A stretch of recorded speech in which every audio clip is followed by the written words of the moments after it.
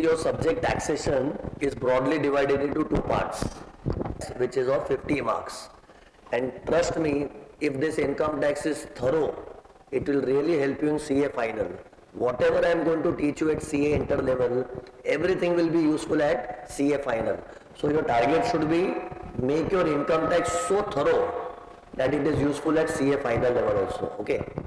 So we are starting with income tax today. Okay. The portion of 50 marks. Now look.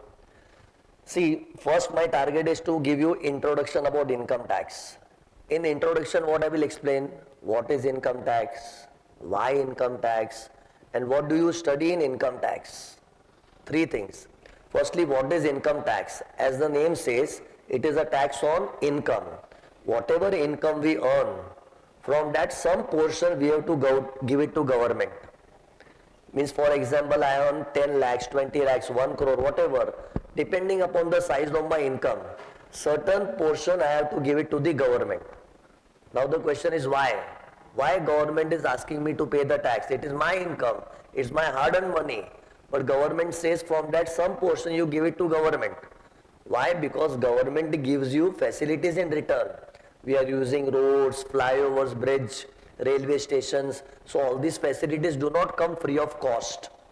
For that government needs to do a lot of spending. And how will government get the money? So government collects from us only. And why will we pay? Because we are using these roads, flyovers, highways, etc.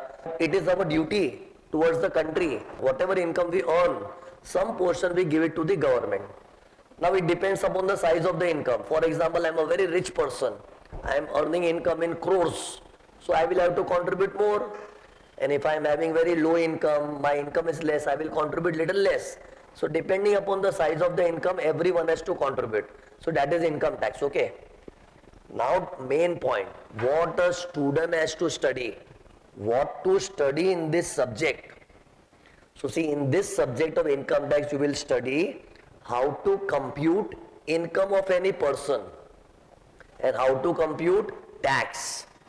First you have to learn how to compute income of any person, and then you will study how to compute the tax. Okay, as the name says, we are studying income tax. Compute means to calculate. Okay, so now the question is, why to compute income, why to compute tax? Because as I said, we have to pay some portion of our income to the government. But what is the income amount and what is the percentage of that we have to pay to government? All that we have to study in this subject. So the whole subject is about learning how to compute the income of a person and how to compute the tax. Okay. Now, in order to compute the income of any person, we prepare a statement like this. Can you see one statement here? A statement like this is prepared in order to calculate the income of any person. And as you can see in the statement, there is a list of income. Since we are calculating income of a person, so we have to prepare a list of the income. Now tell me, what is the main source of the income? Most of the people in India, what they do? They do job and they get a salary. So what is the first main source of income? Income from salary. Okay. See, basically we are adding all the income because I said we have to calculate the income. So first income is income from salary, and then next income is income from house property. House property income is rental income. For example, I have got so many properties and I give the property on rent. So that rental income is income from house property. See, I am not selling the house. See, if I sell the house, there is something else called capital gains, which I will come to. But right now, when I am saying house property rental income I am talking about. The next income is income from business. Okay, a businessman's income is what? Net profit. So that is third income. Then comes capital gains. What is capital gains? Gains means profit.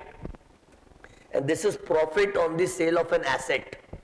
Like you sell land, jewelry, gold, silver, etc., shares, debentures, bonds. Whenever you sell some property, some asset, the profit which you make is called capital gains. That is not a regular income, but once in a while, sometimes you sell the asset. So you make a profit, that is capital gains. And then income from other source. What is this? Ifos. So when I say Ifos, it is income from other sources. And as it says income from other sources, other than first 5 types of income which I said, all other incomes are called income from other sources. What government has done, the main income sources they have listed first. and rest all income they are saying they are income from other sources. Then all these incomes are added. After that, what the total which you get is called gross total income, and then there is something called deduction under chapter 6A. So there is something called deduction, and one deduction is deduction under chapter 6A, and then deduction under section 10AA. What is this we'll study, but something like this we minus. And then what you get is called net taxable income. And on this certain percentage you have to calculate, and that amount you have to pay to the government. And once you are able to calculate this tax amount, you can say, I know income tax. But you know, it is not that simple that we have to simply add these 5 types of income. For each income, we have to do a separate working. Like, see, what is the first income? Income from salary. Now, in order to calculate this salary income, we have to prepare a separate statement. Like, this is a statement, but this is the main statement. But to support this, you will prepare 5 more statements. Why 5? There are 5 incomes: salary, house property, business, capital gains, income from other source. We call these are 5 heads of income. See, this heads is not my word. Law says heads. Heads means categories, 5 types of income. So whenever you say what are the 5 heads of income, so these are the 5 heads. And if someone say what is the last head of income? Income from other sources. Okay. And to calculate these 5 heads, we prepare 5 separate statements. Can you see these 5 small boxes? These are not just box, big statements. These way 5 statements are to be prepared. And can you see this at the end, some totaling I have done? See this total? These totals will gather here together, and the grand total will be called as gross total income. But now the next question is how to prepare these statements. So for these 5 statements, we have got 5 chapters to study. You know, in every subject there is an index at the first page. So in your index, can you imagine what is the first chapter? Income from salary. Then comes income from house property, business, capital gains, income from other sources. 5 chapters we will study. But ultimate result of that will be, you will be able to prepare these 5 statements. And then ultimately the total is gross total income. Thereafter one more chapter will be taught. There will be a special topic on deduction under chapter 6A. And then one small topic on deduction under section 10AA. And then one more topic to teach you about the tax rates. Can you see here? At the end, after the net taxable income is arrived, we have to calculate the tax. See, on the screen it is not visible, but look at the thing what I am highlighting. On this amount you have to calculate tax at the rate of some percentage. So how to calculate tax, that itself is a topic. So in this only you can see so many chapters you have to study. From all this I will start one by one each topic, and once everything is over you can say substantially income tax is done, substantially. There are some sundry topics also like residential status, TDS, clubbing, set off, that we'll study later. But once you know this, the major chunk of income tax is done. As I said, these are 5 heads of income, and for each income we have to prepare a statement.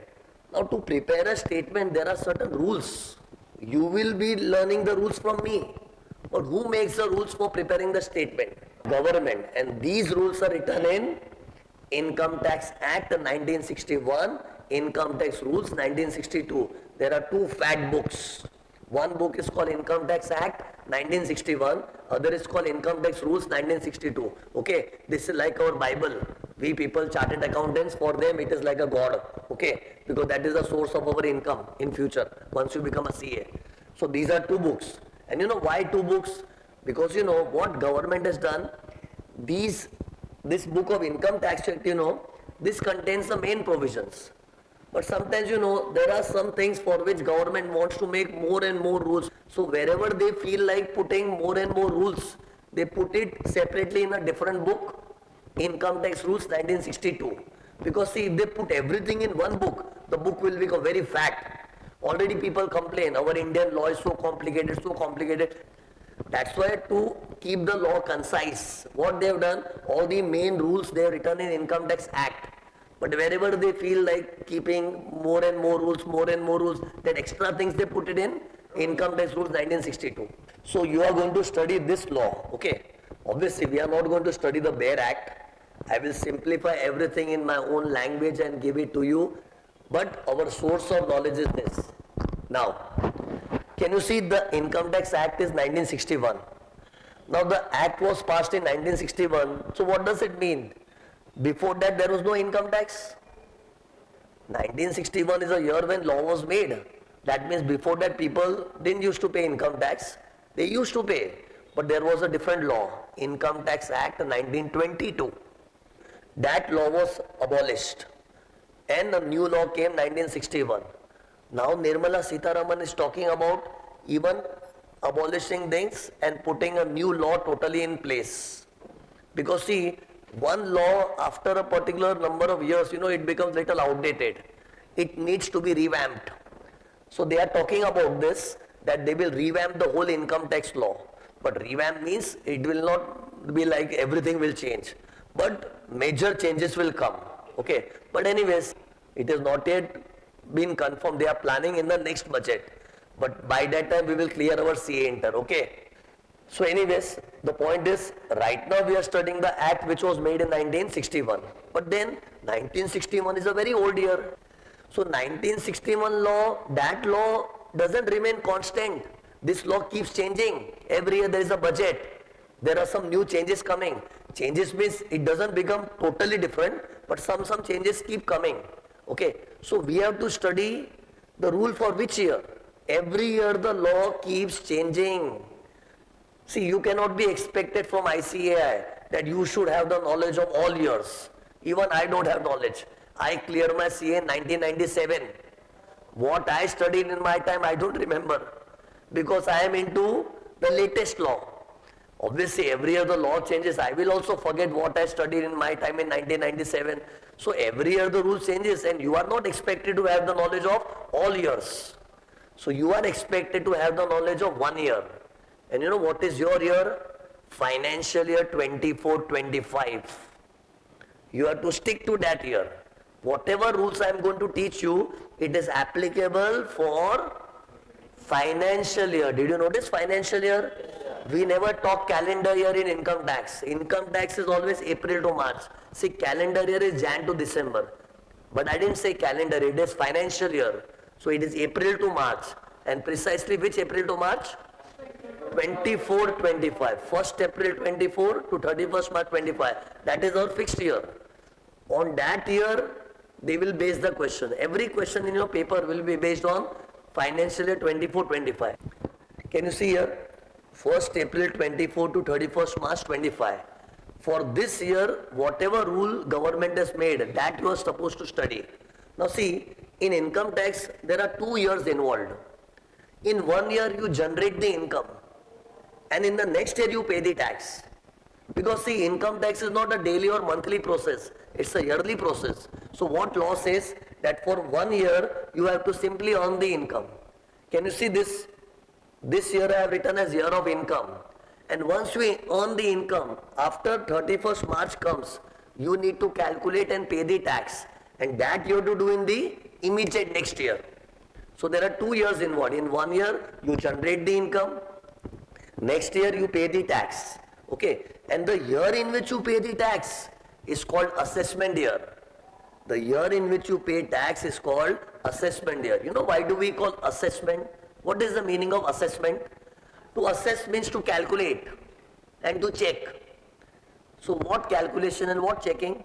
Calculate means I need to calculate the income which I earned in the last year. Because only if I calculate, then only I can decide the tax. So since in this year, calculation is happening, that is why we say assessment. Assessment means calculation.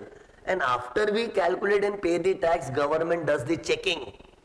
And checking is also a meaning from assessment. Okay. So assessment has got 2 meanings involved, calculation and checking. So calculation we will do, we will pay the tax, and then government will do the checking. But all that happens in the next year. But the year in which you earn the income, that was the last year. That's why see, we call this year as the previous year. Because see, whenever I pay tax, do I pay tax of that same year or the previous year? Previous year. So that's why government calls the year of income as the previous year. See, previous word is a general word, but this is the word used by the law.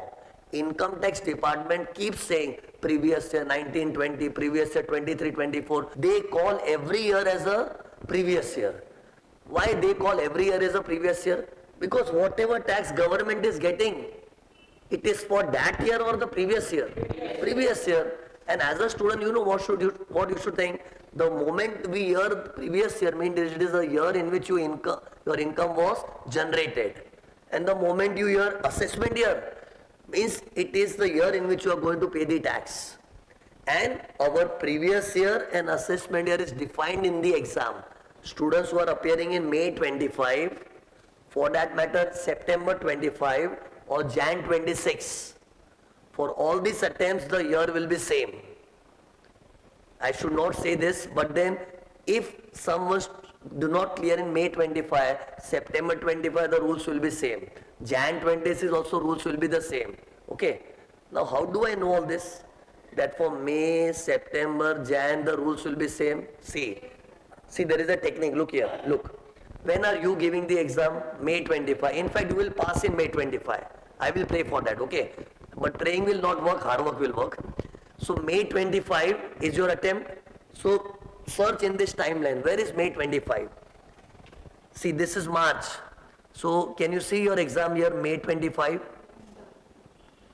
And when the student appears for the exam, that is the assessment year. So May 25 falls in this financial year. And a student always gives the exam in the assessment year. Why? Because in the exam you have to calculate the income. And obviously if you are giving the exam in May 25, you are not going to calculate the income of 25-26. You will calculate for the previous year. In case a student appears in September 25, even September 25 falls in the same financial year. Then Jan 26 also falls in the same financial year. But after March 26, next attempt comes in May 26. So for a student of May 26, the rules will change. Okay. Then the year will change. Okay. So this is the way we have to decide. Because see, I find it very funny. Many students, they have not cleared 2-3 attempts. They have a question to me, sir, for my exam, which year will be applicable? This question should not come. You ask yourself, when are you appearing? Whenever you appear, that is assessment year. And the year before that is the previous year. Okay. So see, in every question, what they will ask? Calculate the income of Mr. XYZ for previous year 24-25. This is the way they ask in the question.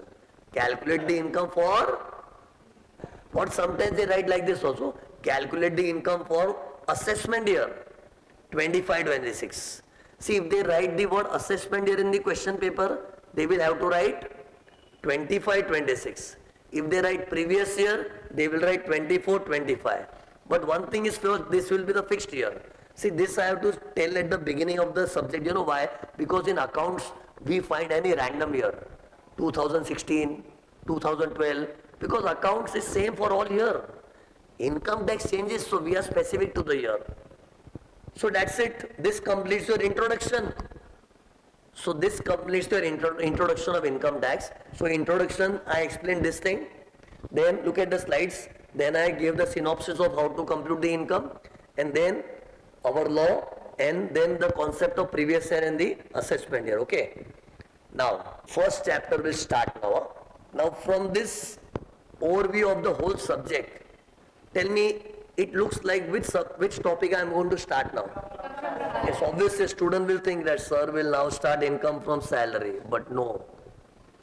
The best topic to start with is income from other sources. I know you will find it little weird, but trust my experience. More than 27 years has happened. Since 1990, I have not even tried doing job here and there. From my childhood only I am teaching.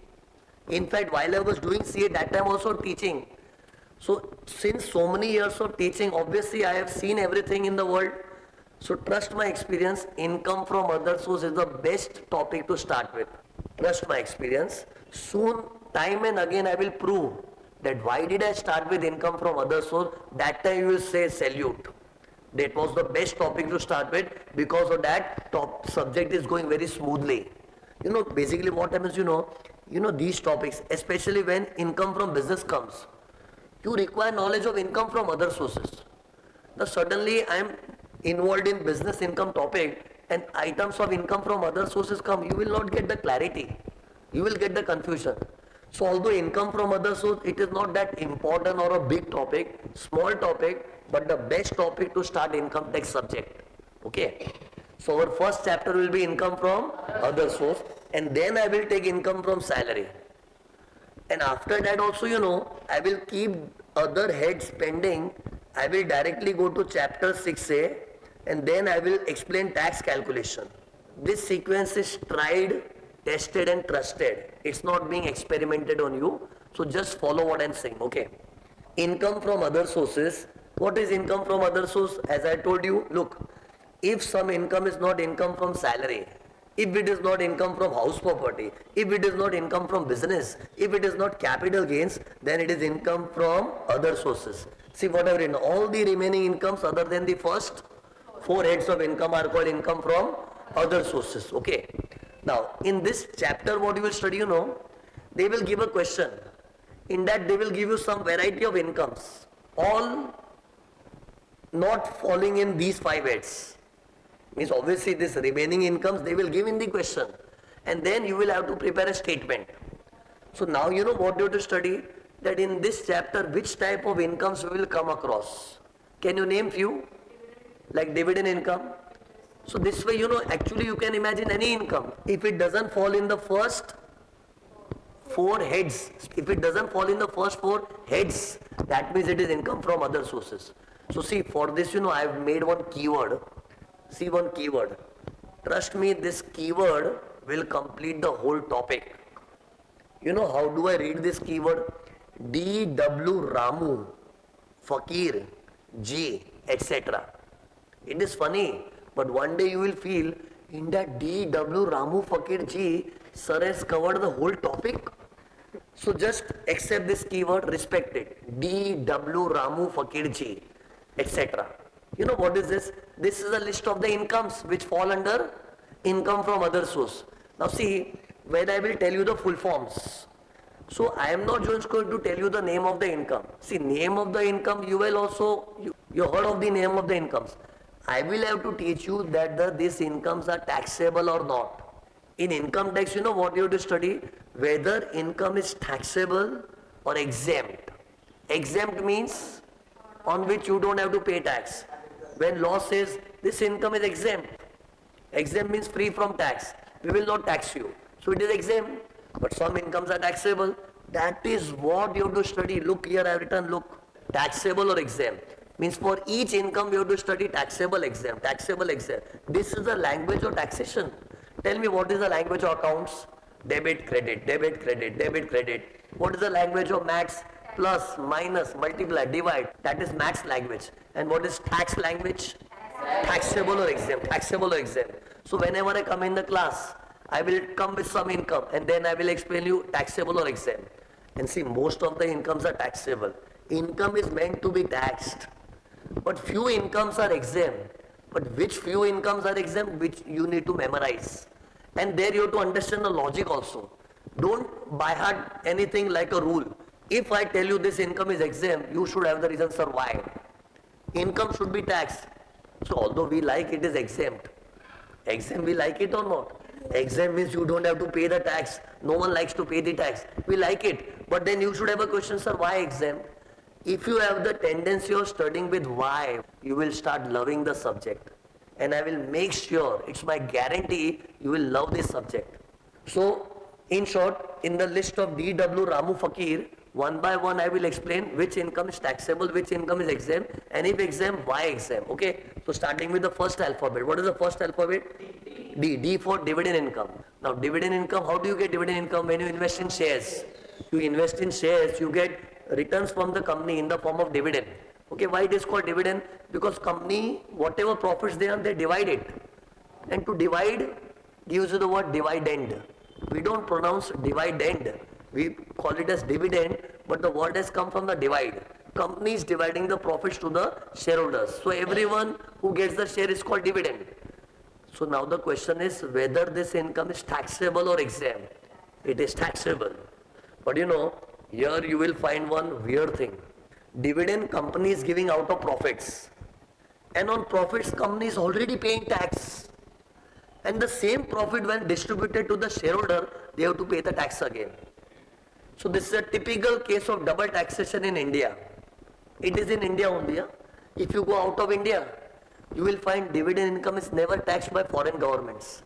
Because dividend is what? Distribution of company's profits, and companies already paying tax, and company's profits are income from business.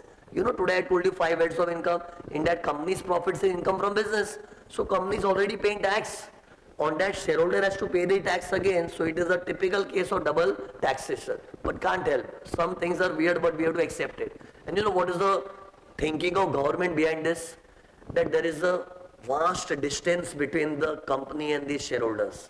Although we call shareholders are the owner, but shareholder doesn't know what's happening in the company. There is a vast distance. So although company has paid the tax, shareholder will have to pay it separately again. Like see, I might call, I have got shares of Reliance. Actually, I have got few shares only.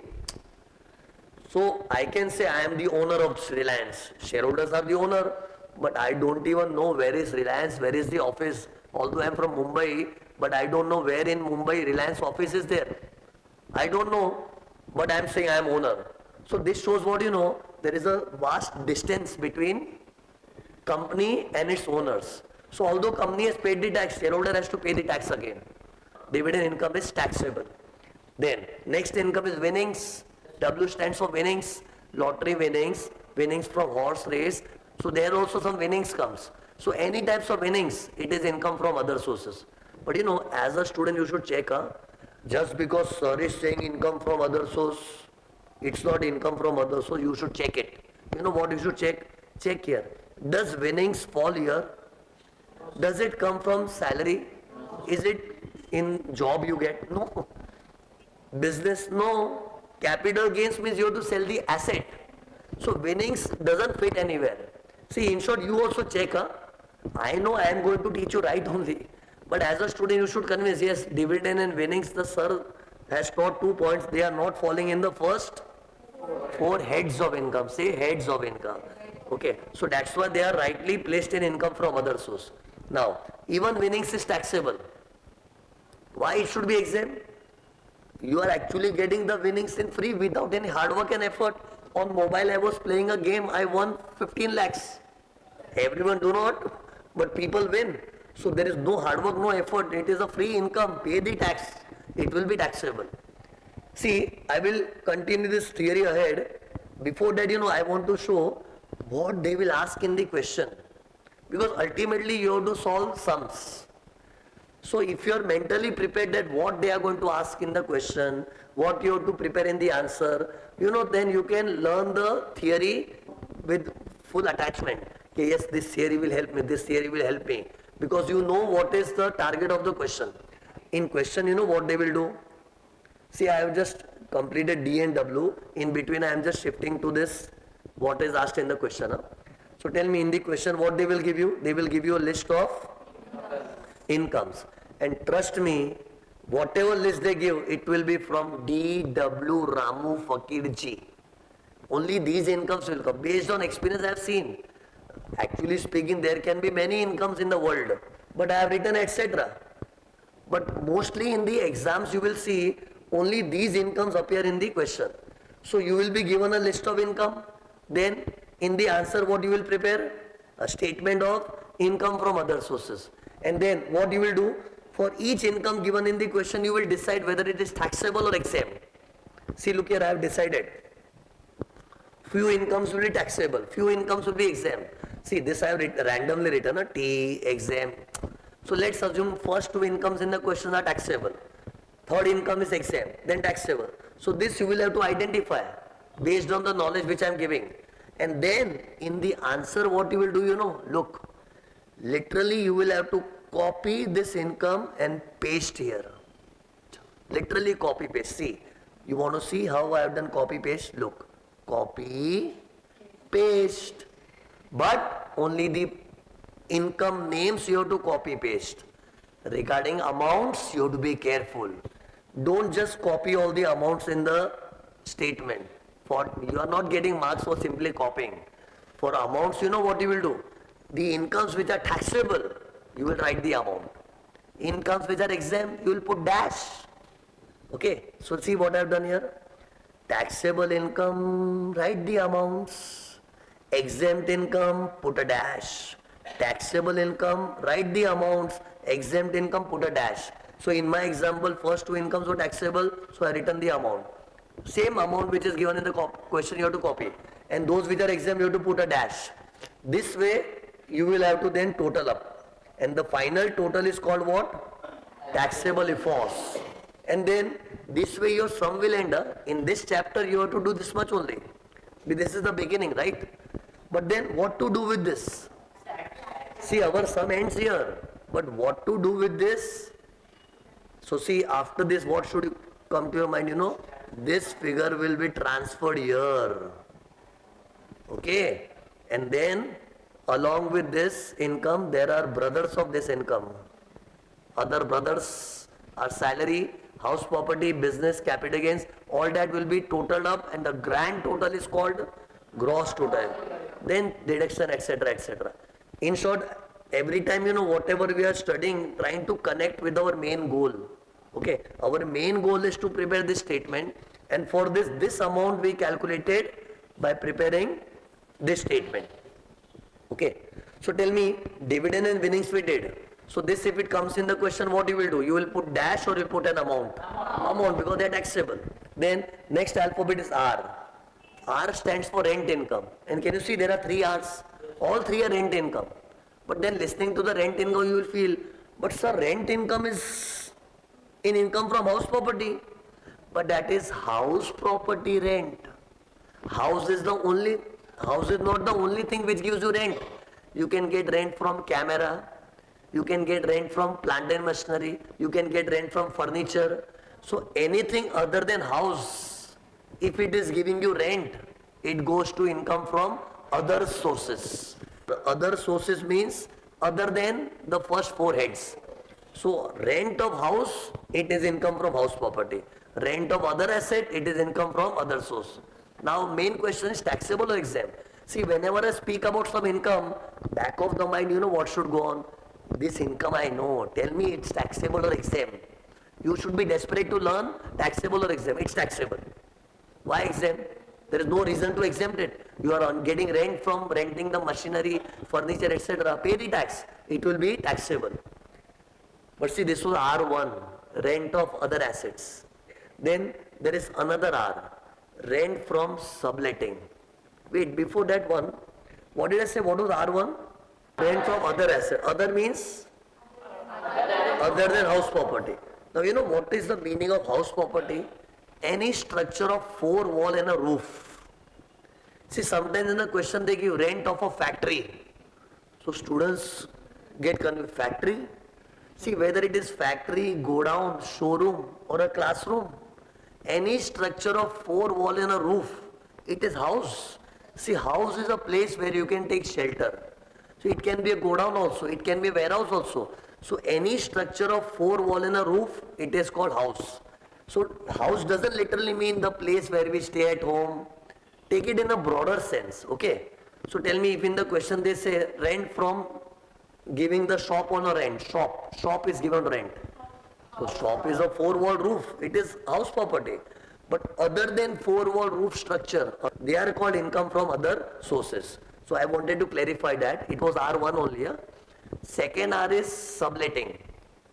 Rent from subletting. Okay, now see, I'll do one thing. Before I explain that, I will keep showing the theory also. Look here. You know what I've done? This whole theory which I'm teaching in D.W. Ramu Fakirji, I have expressed in the form of a statement. You know why I expressed in the form of a statement? Because I know eventually my students have to prepare in the answer a statement only. So while you are studying the theory only, like imagine you are solving a sum and there is dividend income. What will you do? You will put the amount. See, particulars column, you just have to copy from the question. Focus on the amount column. You will put the amount. Then imagine you are solving the question. In the question you find winnings, you will put the amount. Then imagine you are following the question, you are coming across rent income. In that, if rent is of other asset, you will put the amount. Now what was the next rent asset? Subletting. You know what is subletting? Rented property given further on rent. It is house only. It is four wall and a roof. But it is not my own house. It's a rented house. You know, this head is attracted when you are the owner. Like imagine this classroom where you are sitting, imagine I am the owner. And as an owner, if I give it on rent, then only income from house property. See, for income from house property, there are two conditions. Condition one, it should be a four wall and a roof type structure. Second condition, you should be owner. See, only if I am owner, then I can say income from house. But imagine this place I have taken on rent. So I don't have the pride of ownership. Huh? But due to some reason I am not using it, so I have further rented to some other person. That is subletting. That comes in income from other sources. Subletting. Can you see the drawing? X says let out the property to Y. You understand the word let out? To let out means to give on rent. Let out means to let anyone use. So that is giving on rent only. So see what did I say? X says let out his property to Y. And X is the owner. And when owner is earning the income, it's income from house property. See, here I have put cross because in this chapter this will not come. Because when owner giving the house on rent, that goes to income from house property. So here this transaction has got no role to play. But now what Y did? Same rented property further rented to Z. So this is called subletting. And here I have put a tick mark, means this will come in our chapter.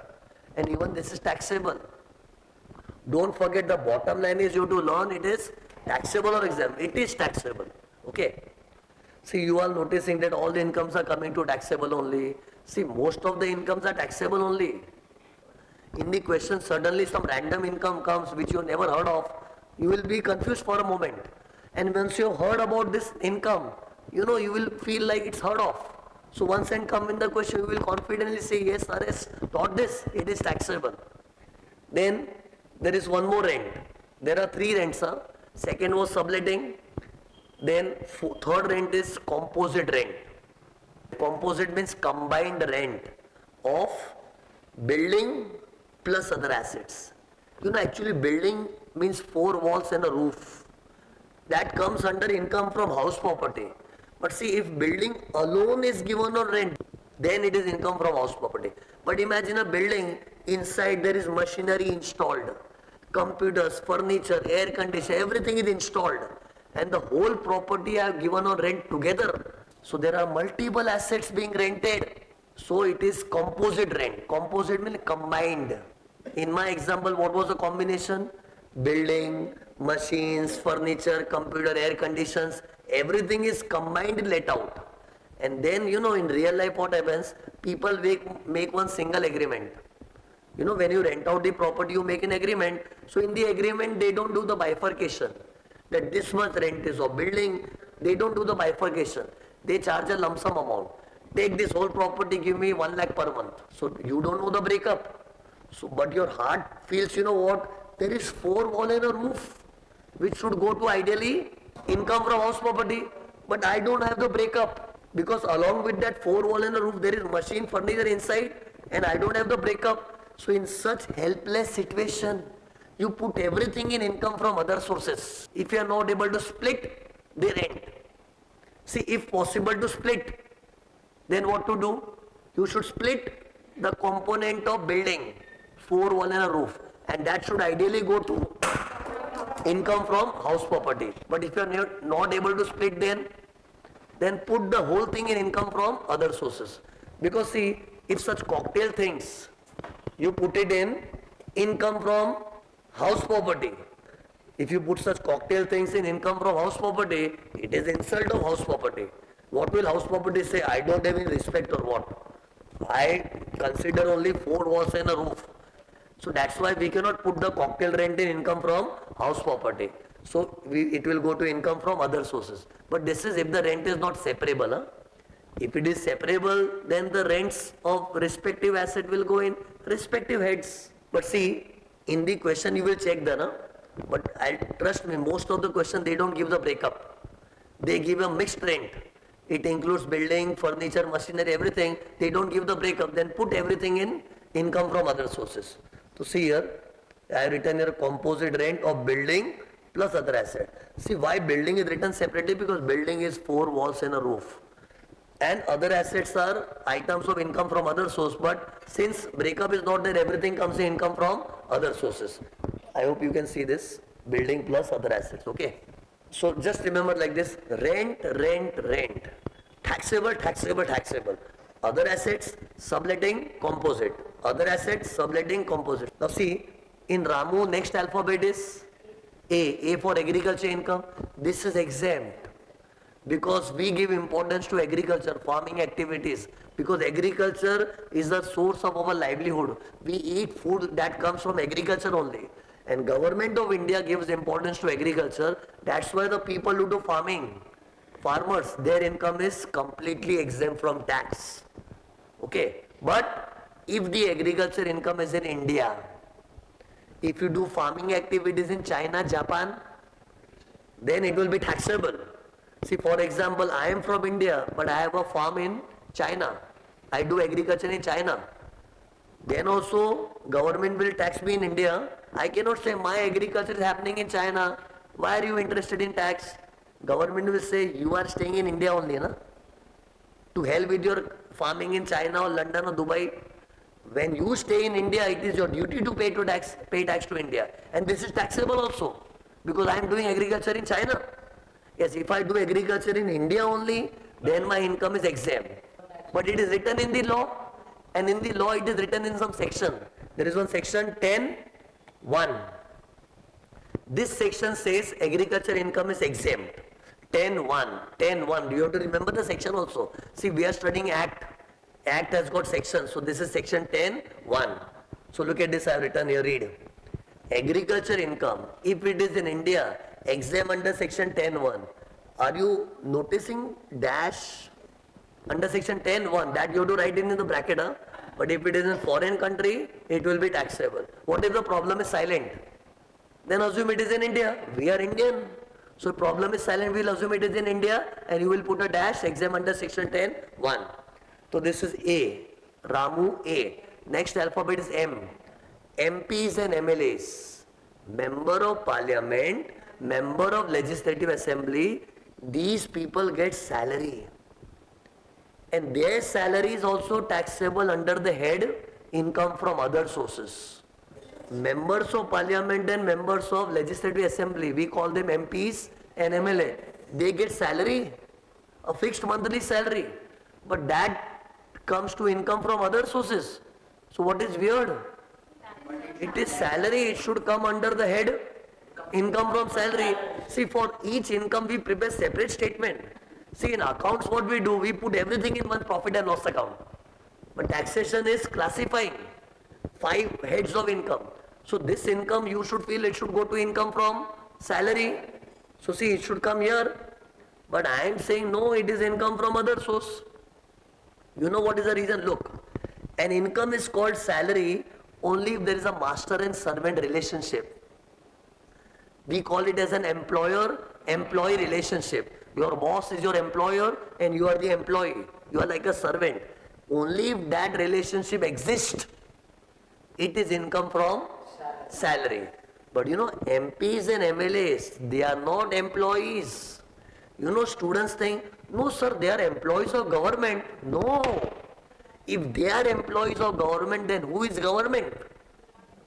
They themselves form the government. Tell me, Prime Minister Narendra Modi, Chief Ministers, MPs, MLAs, all standing together, what people will say? That is government. So whenever you imagine ministers, MPs, MLAs standing together, that whole group is government.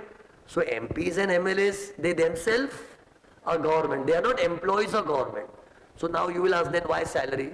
Because see, although they form government, they also want to live and eat something for their livelihood. So what they do? Whatever collection government gets, some portion they take away. Some portion they say. So whatever collection government gets, From that what they do, something ministers will take, some prime minister will take, some things MPs will take, some things MLAs will take. It's like they will take some portion, but that is not salary. It's like, in partnership firm also what happens? Partners get salary, but their salary is also not income from salary. Because partners are not the employees. Partners are the owner. Why do you call partner? Part owner. So see, two salaries you will find in the whole law, which listening to it you will feel it is salary. But don't get misguided. These two salaries are never salary income. Which two? Salary received by a partner in a partnership firm and MPs, MLAs. See, in partnership firm also what happens? We three people do business together and we take money. Some partner will take some amount, some partner will take some other amount. So their salary is also not income from salary. See, these are two exceptions. Actually, see, salary of partner is the not right place to discuss right now. Because partner's salary goes to income from business. Because partner is the owner of a firm which is carrying on a business.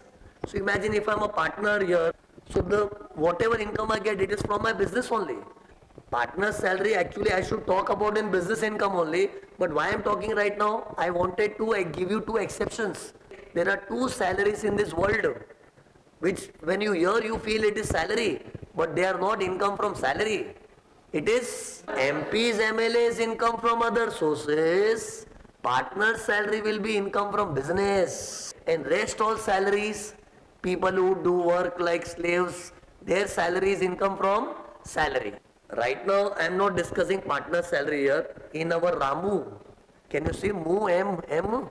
That is MP's, MLA's salary. Now see, in MP, MLA, there is one more point. These people receive daily allowance for their day-to-day expenses of attending the meetings in the parliament. See, if I am a member of parliament or MLA, I will have to regularly attend the meetings of government.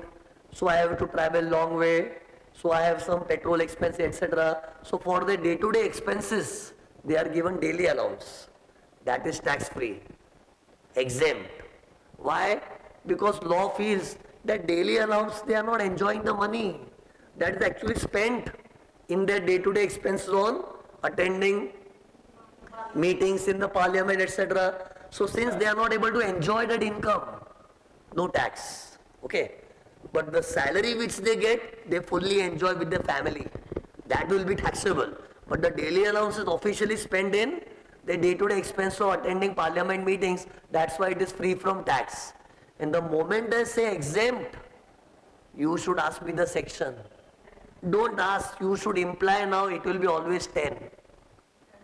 You are lucky that all the exemptions are under section 10. But in the bracket something will be different. It is 1017. Look at this, 1017. What was 10-1? Agriculture income. This is 1017. See, these small tens are worth remembering. All other incomes, it is just an information for you. They are taxable. And for taxable, we don't have to do anything great. We have to simply copy the amount in the outer column. But daily allowance, you have to be alert. The moment it comes in the question, they will give the amount. But you don't write the amount. You put a dash. And in bracket you have to explain, it is exempt under section 1017. All exempt incomes, main section is 10. The bracket will change. Then in Ramu, the next alphabet is again M. There are two M's. So first was MPMLA. That was one only, MPMLA point. Second is income of a minor children. Minor child's income, child doesn't pay the tax. Mummy or Papa will pay the tax. Whosever income is higher. Like see, I have two children. My elder son has become 19 years old. My younger daughter, she is 16 years only. So minor means what? Below 18. So my 16-year-old daughter is a minor child. So if she has some income, like dividend, means maybe I have made some investment in her name, she is receiving dividends, she is receiving some interest income.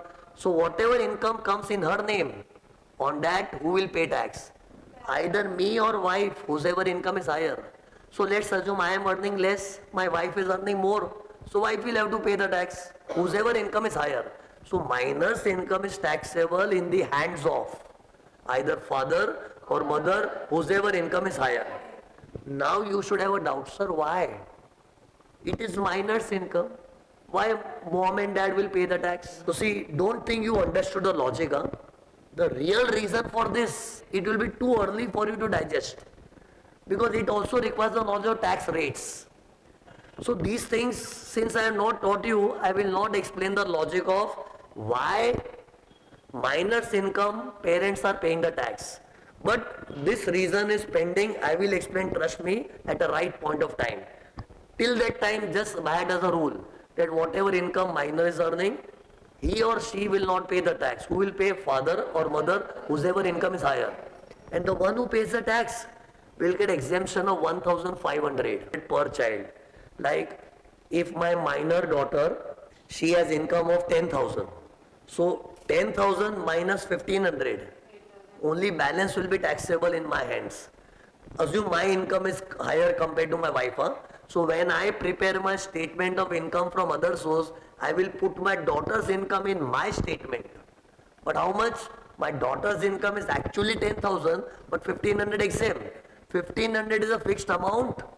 So this way I have got 6 children. I don't have a. Assume I have got 6 small children, all minor, all below 18. So for each child, 1,500, 1,500, 1,500 exempt. That much exemption will be given. Why 1,500 amount is kept and why parents are paying the tax? All that I will explain later. Right now just remember, when parent pays the tax, he will not pay the tax on the entire income. 1,500 per child will be exempt. And the moment I say exempt, section 10 in bracket 32. 1032 per child 1,500. See what is this? 1,500 PMC per minor child. 1,500 per minor child. Okay. 1,500 for the whole year, but per minor child. Why I have written like this in the inner column? Because it is not fully exempt. See, if something is fully exempt, you put a dash. So first write in the inner column, then minus the exemption balance in the outer column. Okay. See, our target is what you know. In the outer column, we have to accumulate taxable incomes. Eventually, we have to calculate the tax. Then in Ramu, next alphabet is U. Income from units of mutual fund. Mutual fund, what they do? They take the money from public and they invest in stock market. Okay. And you know why the concept mutual fund is there? Because people do not have knowledge of share market. And people are scared to invest in stock market. They feel the money will be lost. But mutual fund people, they are intelligent people. They know where to invest. So if I am a mutual fund, what I will do? I will take the money from the public and invest in the stock market. And whatever returns I get, I will distribute to you. And when I distribute to you, you are getting income. So for you, it is income from other sources. In Inter, you don't have to understand mutual fund taxation. They are big entities. At CA Inter level, you have to understand the taxation of an individual. What mutual fund does, your money they will invest somewhere and whatever returns they get, that they will distribute to you. And for you, for the investor, it is income from other source and that is also taxable. So that is U of Ramu. Income from units of UTI and mutual fund. You know why I have written UTI? What is UTI? Unit Trust of India. Actually, you know, the concept of mutual fund, who is the pioneer, you know? UTI. UTI is a government body. Let's take the money of public and invest in stock market and give them the returns. The concept was started by UTI. Now there are so many private companies having their own mutual fund. But the pioneer in this line of business is UTI. So whether it is UTI or mutual fund, they do the same thing. And their income is taxable under income from other sources. Means this is from investor's angle I am saying. Investor, whatever income they get, whether it is invest from of UTI or mutual fund, it is income from other source. And since I have written here amount, that means it is taxable. Okay. Then D.W. Ramu. Till U we have done. Then Fakir. What was the keyword? Fakir. F. F for family pension. Family pension means, imagine some employee died and after his death, wife is getting the pension. Or vice versa. Wife was doing the job, she died. And the husband sitting at home getting the pension. The point is, some employee died and after his death, the family members are getting the pension. And for family member, it is income from other sources. But you know, only if the employee dies. What if the employee doesn't die, he retires? So if the employee is retired, then he's alive. Then who will get the pension? He himself. And when he himself gets it, his income from salary. Because the employee is alive and he is getting from his boss. And whenever any income arises in boss and employee relation, it is income from salary. So see, there are two types of pension. Pension after retirement, pension after death. Retirement pension comes under the head income from salary because the employee is alive. He will show in his income from salary statement, okay? But if the employee is died, so he is no more, then family members get the pension. For family member, it is income from other source. Family member cannot say salary. They were not doing the job. Even that is taxable. But here there is one exception. Huh? If the employee was working in Indian Army and while performing the duty in Indian Army, he died. And after his death, his wife gets a pension, fully exempt, under section 10(19). But that is when, if the employee was not a regular employee, he was working in Indian Army. And after his death, wife getting the pension exempt. Why? See, every time you should understand why. Out of emotion. We also stand up and pay respect to him. That someone working in Indian Army means working for the defense of the whole country. We are nicely sitting at home protected, but who protects us? Army people. So if an army person, he has passed away while performing his duty in Indian Army, so we salute him. So income tax department also gives respect. How? His wife is said, don't worry wife, we are fully sympathetic to you that your husband died in Indian Army, but don't worry, whatever pension you get, it will be totally tax free under section 10(19). So this was F. But see, that is only if army employee. See, here I have written the amount assuming it's a normal employee. If a normal employee dies, then family member getting the pension will be taxable. But if the army employee dies, then I will not even put an amount. Then I will put a dash. So this was F. Next is A for award. You know, award, many times you get award. And if the award is received from government, exempt. And if you get award from some private places, then it will be taxable. You know why? Because when government gives you award, definitely you have done something great. Otherwise government doesn't get impressed. But government got impressed and gave the award. Then it is something great, so it will be exempt also. In short, if award comes in the question, what will you check? Is it from government or some other private place? If it is government, then exempt under section 10. 10 is always there in bracket 17A. Award from government, I have put dash. Notice the amount column also. Other awards taxable. Then D. W. Ramu Fakir G. Okay. After F and A, next alphabet is K. You know what is K? Look at this. Keyman Insurance Policy. This is a business insurance. You know what is Keyman? Keyman is the most important person of the organization. And you know, if some person is very important for the business, business is always afraid. What if that important person dies? He will die, his family will cry. That is not the worry. What will happen to business? So we are worried about business. And for that we take Keyman Insurance. See, best example. You know Reliance? Who is the main person of Reliance? Mukesh Ambani.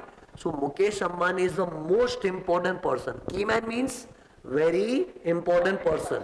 So for Reliance, Mukesh Ambani is a very important person. So you know, every day, and in the eyes of law, Reliance is a separate entity, Mukesh Ambani is a separate person. Although we know he is the main, but then after all, Reliance is a separate joint stock company. So you know, every day Reliance is worried about what? What if suddenly Mukesh Ambani dies? What will happen to Reliance? What will happen to the business? It will suffer. Actually, it will suffer. Huh? Suddenly in stock market, the prices will go down. Business will affect, they will lose all the customers, there are chances. So it will be a big loss. So to cover this loss, we approach insurance company. So you know what will happen? Look, understand properly. Reliance will approach LIC. What is LIC? Life Insurance Corporation. They will tell LIC that we are worried about Mukesh Ambani, what if he dies, what will happen to our business. So LIC will say it's okay, we have a policy for that. And let's assume we have taken a policy of 20 crores. So you know policy means what? Agreement of 20 crores. And you know what is the agreement here? Every year Reliance will pay some premium. And suddenly if Mukesh Ambani dies, LIC will give that 20 crores as promised. And with that 20 crores, what will happen, you know? We are not able to stop the death of Mukesh Ambani. Someone has to die, he will die.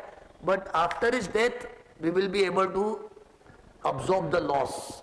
Why? Because his death will result in loss. But at such event, LIC will give 20 crores. So with such a big amount, we can survive in the lost time. See, why do you take fire insurance? Because if the goods are lost by fire, we need compensation. So here it is same. If the business is lost, business is suffering loss due to the death of key man, we will get some compensation. So this is the idea. See, with the drawing, you will understand better now. Huh? Look, wait. Same example. Assume Mukesh Ambani, he is the key man, very important person, and Reliance is worried day in, day out. Day in, day out, they are worried about the death of Mukesh. So now what will happen? Every year Reliance will pay premium, and suddenly Mukesh Ambani dies. What will happen? LIC will give big amount. Assume 15 crores, whatever. That amount is agreed in advance. So this amount Reliance will get. So this is scheme and insurance policy. Now the main point, taxable or exempt? Everything should boil down to taxable or exempt. It is taxable. Why exempt? It will be taxed. Income tax department has got no reason to free this income from tax. It will be taxable. Means the moment Reliance gets 15 crores, Reliance will be showing this as income taxable. But you know, this income is actually income from business. You will wonder then, why are you teaching it in this chapter? I will convince that also. But actually this income is income from business. Why? Why did Reliance take the insurance? To secure the business. See, we are worried about what? What if Mukesh Ambani die? What will happen to business? In order to protect the business, I have taken the insurance. That's why it is income arising from business. It will come under the head income from, there are 5 heads, remember? It will come under the head income from business. And it is taxable only, but under the head income from business. So see, I have written here, look. Can you see IFB means what? Income from business. But then you will wonder then how it is income from other source. So look here. Sometimes you know what happens? The thing which you are worried about, that what if Mukesh Ambani dies? He doesn't die. And after some years, the policy matures. So you know, such policies have got a maturity period. It has a life of 10 years, 15 years. So let's assume the policy was of 20 years. And 20 years passed away and Ambani didn't die. So after 20 years, the policy becomes matured. And on maturity, LIC will give the amount. And remember, the Ambani is still alive. Huh? So now imagine this big amount Reliance is getting. It's like a bonus. See, Reliance was worried, what if Ambani dies? But he didn't die. And the policy matured and a big amount is received by Reliance. So in such event, you know, sometime what happens? Reliance might give that money to Mukesh Ambani. Saying what? Ambani, you are still alive. We were worried that what if you die? But you are still alive and the policy is matured also. So do one thing, take this all money, you keep it. Generally it will not happen, huh? But it might happen that Reliance passes away all the funds to Mukesh Ambani. Then it will become Mukesh Ambani's personal income. Then income from other sources. If Mukesh Ambani gets the money, actually he doesn't have a right. Huh? With LIC also, who entered into agreement? Reliance. It was an agreement between Reliance and LIC. Reliance paid the premium. They will get the money. But it is just an understanding between Reliance and Mukesh Ambani that it might happen that in the shareholders meeting they decided that we give away the money to Mukesh Ambani. And that is also very rare, I remind you again, it's rarely happening. But if it happens, then income from other source. See, though it is rare, but still why I am making it happen, then only I can tell my students it is income from other source. Otherwise, how will I make it as income from other source? But otherwise, trust me, 90% cases, what will happen? Reliance will only keep the money. And for them, it is income from business. Okay. So in short, this has got two places. It can come anywhere. And question will be clear. You will be able to decide by reading at the question. But can you see, I have written dash or amount in the outer column? It is taxable. Mukesh Ambani might be worried about his family also. So now if Mukesh Ambani wants to protect his family, that is tension of Mukesh Ambani's personal tension. That Reliance will not take care. Reliance is for business. So if Mukesh Ambani is worried about his wife and children, he will take life insurance policy. It is not key man. It is normal life insurance, which we call in our day-to-day life. And for that, Ambani will approach LIC. There will be agreement between Ambani and LIC. And there, if Mukesh Ambani dies, the money will be given to the family member. And for family member, it is tax-free. Key man point is over. I started a new point. If life insurance money you receive, it is tax-free. Why? Because life insurance is taken by money-minded people or family-minded people. Family-minded people. Key man taken by money-minded people. See Reliance, how it was money-minded. To hell with Ambani, he dies, his family cries, forget it. What is happening to the business, we are worried. So if you are money-minded, taxable. But if Ambani, he is worried about his wife, so if he is worried about his children, family, then it is a good feeling. Then he is becoming money-minded or family-minded. Then income tax department will also exempt it, whether it is received on death or maturity. But in the question they will write life insurance then only. You have to see the word. If they write key man, taxable. Money-minded, money-minded. If they write life insurance, exempt. Exempt under section 10D. Life insurance policy. But see, be careful, don't see the word insurance. See the word, whether it is life or key man. Okay. If they write life, then it is exempt under section 10D. Are you notice I am explaining the logic also, because here you are becoming a family minded. K is over. Next alphabet is I. See, actually my experience says this point comes less, this point comes more. Which one? Life insurance. Because it is becoming exempt, and paper setter, he loves to test your knowledge of section. So he will deliberately put life insurance, and you are also smart. You will also remember the section 10D. Now next alphabet is I. I for interest income. Now see, how do you get interest income? By investing here and there.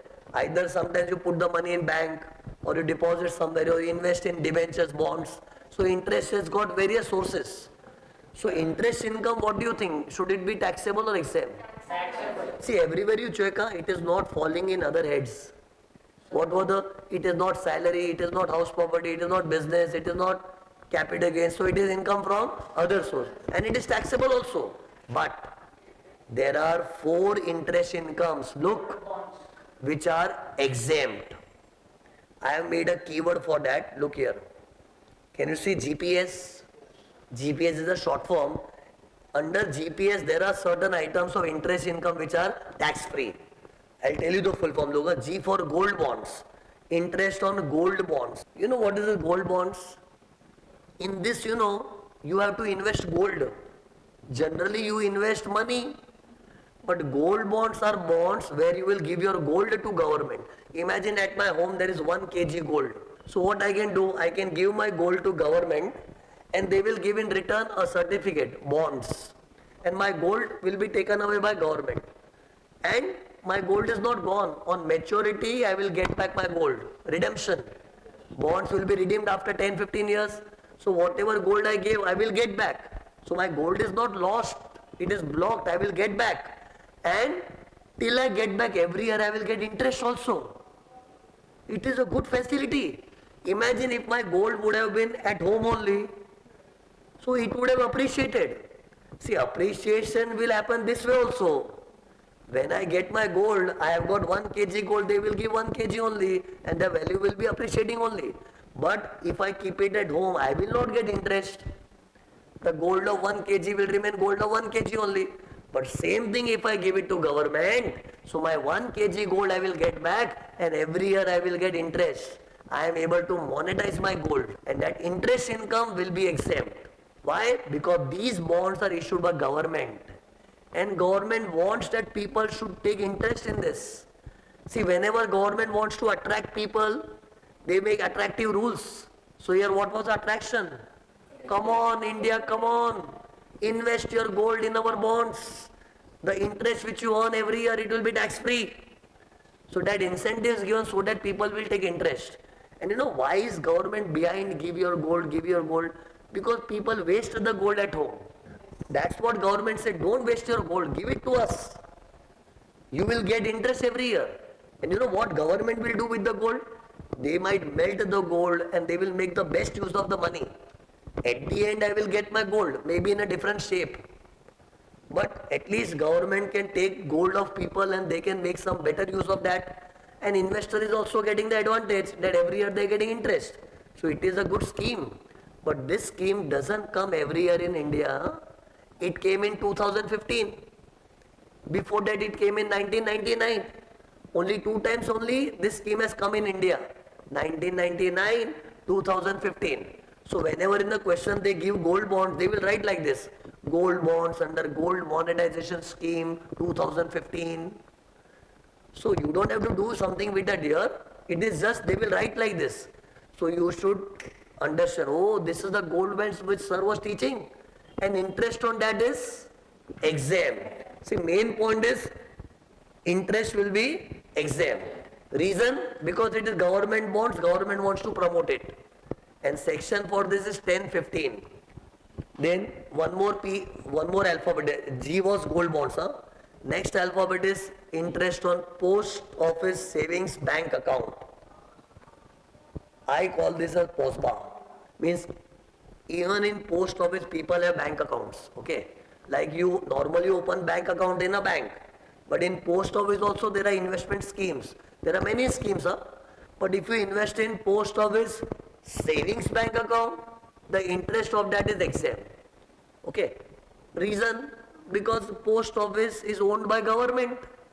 See, in all these items you will find a common reason, the backing of government.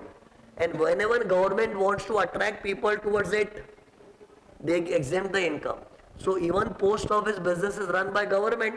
So if you open an account in post office by the name post office savings bank account, your interest income will be not totally exempt. They say exempt up to 3,500 only. You will have to remember the amount, you will have to remember 3,500, 3,500, 3,500. This is a fixed amount, up to 3,500. Now you will wonder why only 3,500? Because see, usually in this post office savings bank account, you anyways get a very nominal interest. Savings account is for what you know, so that your money should be safe somewhere. See, everyone is scared to keep the money at home.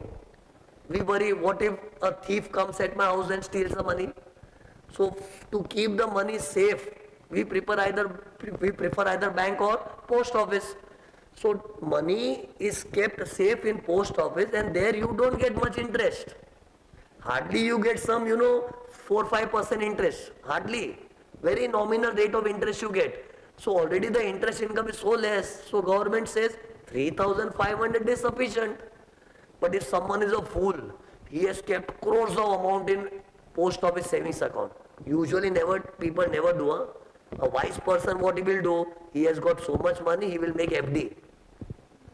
Because savings account will give very less interest. Only a fool will put all his money in savings account. Okay. And in case you put so much amount in savings account, then you will get so much interest. In amount terms, you will get big amount, but government says we will exempt only up to 3,500. And normal wise person will not generate more than that only, because we keep a little bit amount only in savings account. This is not a savings account in bank, it is a savings account in post office. See, government feels that no one is taking interest in post office. Everyone is going behind the banks. Come to our post office, open an account over there, whatever interest you get, of that 3,500 will be exempt. Balance will be taxable. So second amount you are remembering, second amount. In minor child 1500, here it is 3500. Section there it was 1032, here it is 1015. Same section for gold bonds, same section for POSBA. Okay. There is one more P, can you see? PPF account, Public Provident Fund account. At home, your parents might be talking many times that I have put so much in PPF, so much in PPF. I don't know whether you take interest at home or not, but it is so famous that every family has got PPF account.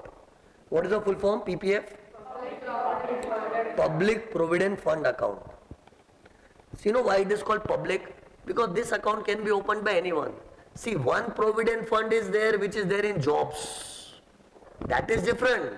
This is the general public account. That's why the name is Public Provident Fund account.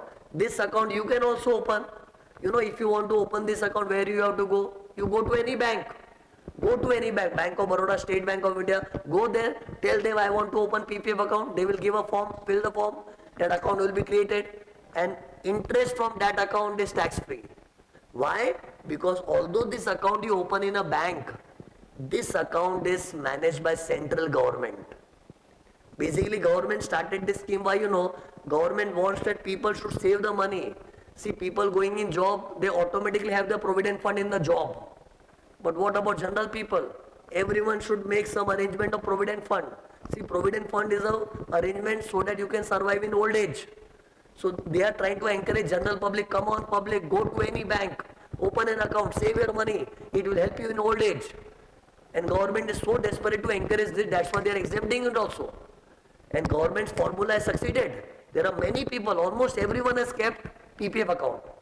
And you know how it is helping the general public? It is becoming a source of your old age. In old age, when you are having no income, your children will throw away from your house. You don't have anything to survive, that PPF money will help you.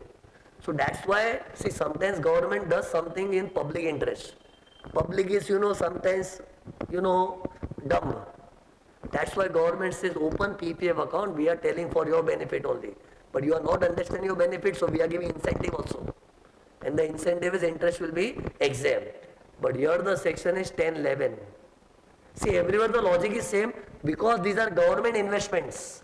They are trying to attract people. Gold bonds, POSBA, PPF. Gold bonds 1015, POSBA 1015, but exempt up to 3500, PPF 1011. Then there is one more account, Sukanya Samriddhi account. Can you see this as Sukanya Samriddhi account? Sukanya means girl child. Samriddhi means growth, development account. Sukanya Samriddhi account. Sukanya is a Hindi word for girl child. Now see, there are many family, they ignore the girl child. See, traditional India I am saying, our traditional India was what, if a boy is born in a family, they give lot of importance. Girl is ignored. But that is bad. Nowadays that discrimination doesn't happen, but I am talking about the traditional India. So that's why, but still, there are some people in villages, they have the tendency, they don't give importance to girl child. That's why government of India says, if you give importance to your girl child, giving importance means create some savings for him, for her. Means you have to open one account in the name of that girl child. Keep depositing the money, and that money will eventually go to the girl child. If you do something for your girl child, interest thereon will be exempted. So in order to give importance to girls, government says you should have your girl child's account in a bank. This account also you can open in any bank. Actually the account is managed by central government. Procedural thing you have to do it in the bank. But it is government's account by the name Sukanya Samriddhi account. Okay. I have also created an account for my girl child. I have a boy child and girl child. And for my girl child, I have a account in State Bank of India. My wife went to State Bank of India. She filled the form. I created a Sukanya Samriddhi account. And what is the benefit, On that account, whatever interest comes, actually the interest is the girl's income, child's income. And anyways, minor's income will go to parent. But this will be tax free. Because the income is in the nature of Sukanya Samriddhi account. So although it is a minus income, where parent usually gets only 1500 exemption, but here it will be completely exempt because it is Sukanya Samriddhi account.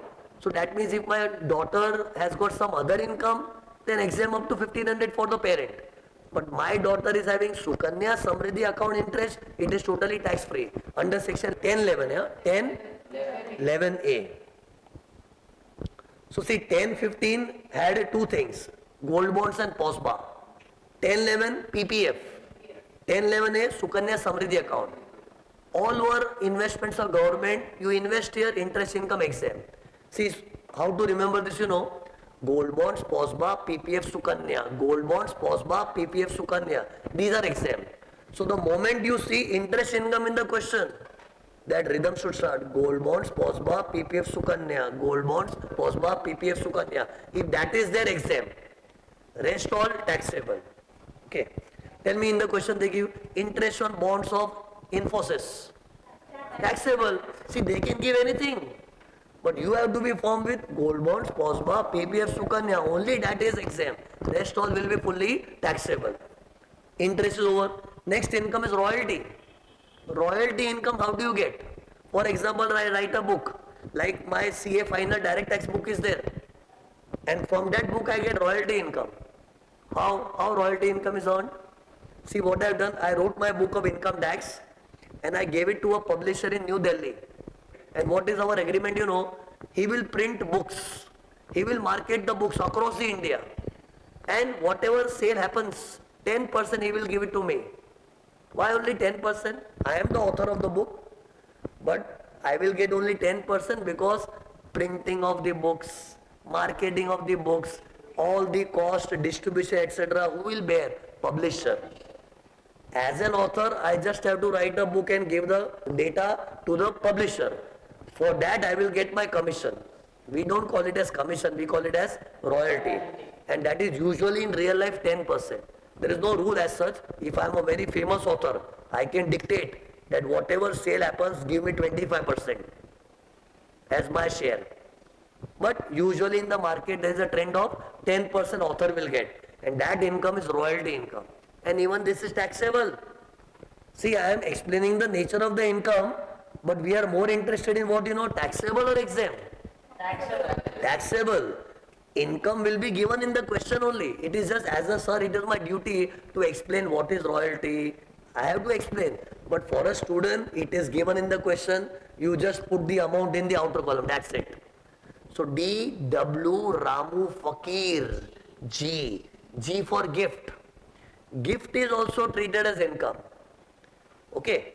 But gift has a big theory. It will be discussed later. Only after we solve few sums, we will be in a position to handle that big theory. See what I have written here. Look at the screen. To be discussed later. Later means soon only. But after we have a hands-on experience on few questions, we can take the theory of gift. But see, can you see I have put amount also and dash also? Means gift, sometimes it is taxable, sometimes it is exempt. But that is what we have to study in detail.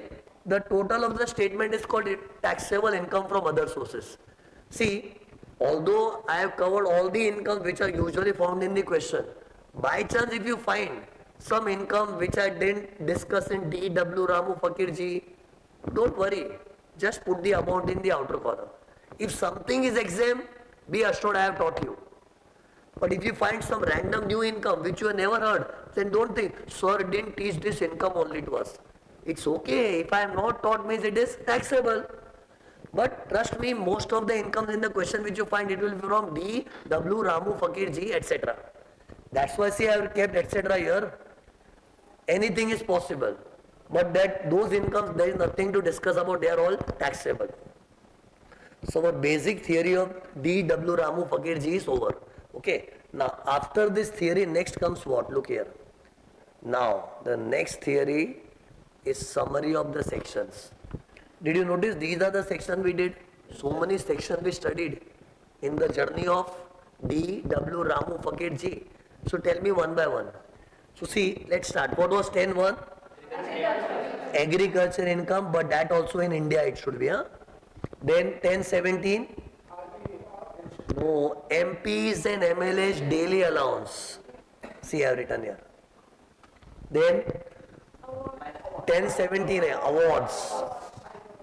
Award received from government. Don't say by government, from. I received award from government. Then 1019, army employee died. After his death, family member getting the pension. Family pension after the death of army employee was 1019. Then, yes, very good. Income of minor children on which parents have to pay the tax but exemption of 1500 per minor child. Then, very good. Life insurance policy 1010D. Life key man insurance is taxable. Huh? They are money-minded people. But life insurance where you try to secure a family, wife, children, then that is family-minded exempt. 1010D. Then 1015 was gold bonds and post bar. I have just written interest income, but interest income on gold bonds and post bar. 1011 was PPF, Public Provident Fund account. Very good. Your memory is sharp. Then Sukanya Samriddhi account. Actually, see, in my Hindi batch, I give very good technique because this technique is little bit Hindi language oriented. But I can try on you also. See, explanation part is done in complete. See, this batch is complete English batch. I am not allowed to use any Hindi word. But just for the sake of some technique, I will use some words of Hindi word. Maybe you know that, so it becomes a good technique to remember. See, like 10-1, you know how to remember. In India, agriculture is given last importance or first importance? First. What is this? 1. So 10-1. So how did I relate 1 with India gives importance to agriculture, not the last importance. They give the first importance. So that will make you remember 1. So in India, we give agriculture as first importance, so remember 1. Now see. See in Hindi, see I am from Mumbai, so we usually call, there is one thing called Satra pe Khatra. I don't know whether you people have heard or not. Satra. Satra means 17. Satra in Hindi is our 17. And in Mumbai we have a slang, Satra means the moment we see 17 number, we find a danger. Satra pe Khatra means danger. So see, how I remember here, Satra pe Khatra, Khatra से government, government के लोग, government का award. I said both, see, Satra will make you remember Khatra and Khatra means government. See, when you pay tax, you feel government is a Khatra only. Khatra means danger only. They will take away the tax. People take it like this only, na? So Satra means Khatra. Khatra means government. So both these Satras means 17s are government oriented. But in one, there is government people. Another, government award. Which I tell in my Hindi batch, government ke log, government ka award. Log means people of government. And award has got A also. Can you see this? A will remind you award, A for award. 17 will remind you Satra pe Khatra, Khatra se government. Government ke log, government ka award. Okay. Then, family pension. You know, you watch movies. Many times in the movies they show that some newly married couple, and suddenly after the marriage, immediately after the marriage, next day, the husband has to go to army on border. So husband got shifted to border, okay, and suddenly the news comes he died. There was a war in border, he died. And that young girl became widow. And in my Hindi batch I say, 19 saal ki ladki. Poor, she got just married. And 19 will remember age. 19 is the age. Even in Hyderabad, there is a good movie culture. So in movies they show that young couple, they got newly married. They were very happy and excited. But after marriage only husband is shifted to border. And next day the call comes, he died. And that girl of 19 years old, she became widow. And now she is getting pension. So that 19 is the age. See, memory means what? You have to relate, you have to make something so that 19 has a connection. Otherwise, plain 19 is a number, what to do? But here 19 is an age of the girl who got newly married. and her husband passed away in border, okay, and which happens usually with army people. Then minor child, you know, in Hindi we say minor is a child जिसका अभी तक 32 भी नहीं आया. 32, you know 32, you know 32 is for 32, and you have got how many teeth, you know, 32, but you get full 32 teeth when you become matured, major.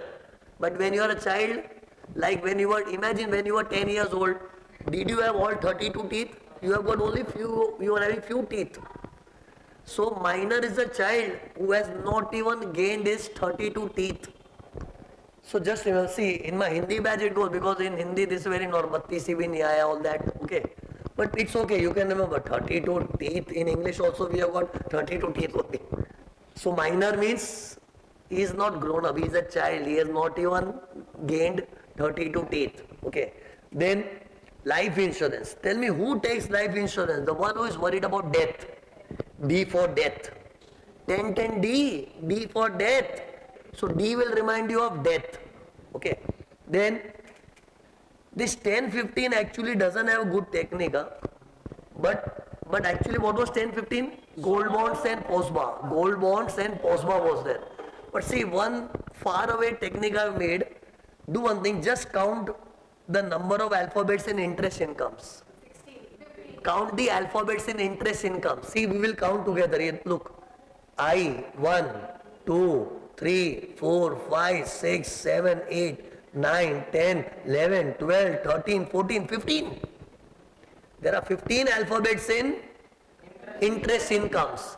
And it is not just incomes. There are two items, gold bonds, post bar. It was only just one kid or two things. So interest incomes, it has 15 alphabets, so you can relate. See, once your memory is trained, accordingly you can remember. 10, 15, interest incomes, not just incomes. There were two things, gold bonds and post bar. Then PPF account. See, in PPF account, in my Hindi batch I say like this, PPF account इतना famous है, एक के पास PPF account होता है. So PPF account इतना famous है, हर एक के पास होता है. और sometimes we say एक के पास होता है. एक means 1 and 1. So 1. Every neighbor will have PPF account. So it is so famous that एक के पास होता है. So एक means 1. Then for this there is no technique, but I have made one technique. You know what? My daughter's name is Anika. So I have remembered this A. And actually, like PPF, Sukanya and PPF are both account opened by government. Actually, you know what is the common thing in Sukanya and PPF? Both the accounts are of central government. But for both the accounts, you have to open the account in some bank, State Bank of India, Bank of Baroda. Only thing is PPF is for general public. Sukanya is for girl child. So both are similar in nature, both are government's accounts, so both have got 11. But with A, my daughter's name comes. A for Anika. She is a girl child only. This I can remember now. I am your sir. You also have to remember my daughter's name, Anika. 11 A for Anika. Okay. So sections are done. In short, see, best way to remember, out of D, W, Ramu, Fakirji items, only these are exempt. Rest all items in D, W, Ramu, Fakirji, taxable. So this you should buy heart thoroughly. All other items are eventually taxable only. And tell me where there were amounts to remember. Only two places. Minor child 1,500 and POSBA 3,500. Now see, after this, look here. There is a theory on deductions under section 57. Okay. Now see, new theory starting. My part 1 was, see, I am taking this chapter in 3 parts. First, D, W, Ramu, Fakirji, understand taxable, exempt, that we did. Now second phase, theory of deduction. Then third phase will be theory of gift, which I have kept pending. Then the chapter is over. Okay. Now, deduction. See, in income tax language, whenever we use the word deduction, it is meant for expense only. And you know why income tax department gives importance to expense? Because every income comes, but for that you have to spend. Like see, when we do coaching class business, We get income from students, but then we have to spend also. Income doesn't come from sky. So every income is generated because of some expenditure. So what government says, okay, we understand, to earn any income you have to incur some expense. You net off your expense and you pay the tax on the net amount. And this rule is made by section 57. Basically section makes rules, right? So section 57 says, come on India, D.W. Ramu Fakir Ji, if you are earning, and to earn that D.W. Ramu Fakir incomes, if you have incurred some expense, you can net it off. And you pay the tax on net amount. Okay? And see, I have seen students, what blunder they do. Sometimes instead of exempt, they write deduction. And for deduction, they write exemption. See, now a new word has come, deduction. So students, interchange the word. If you have to write the word exemption, you would write deduction. Paper checker will get angry. Tell me how to decide which word to use. Exempt word is for incomes. See, there is an income. Some income is coming, government says don't pay tax, don't pay tax. So if your income is freed, your income, listen to the word income. But deduction word is used when there is some expenditure.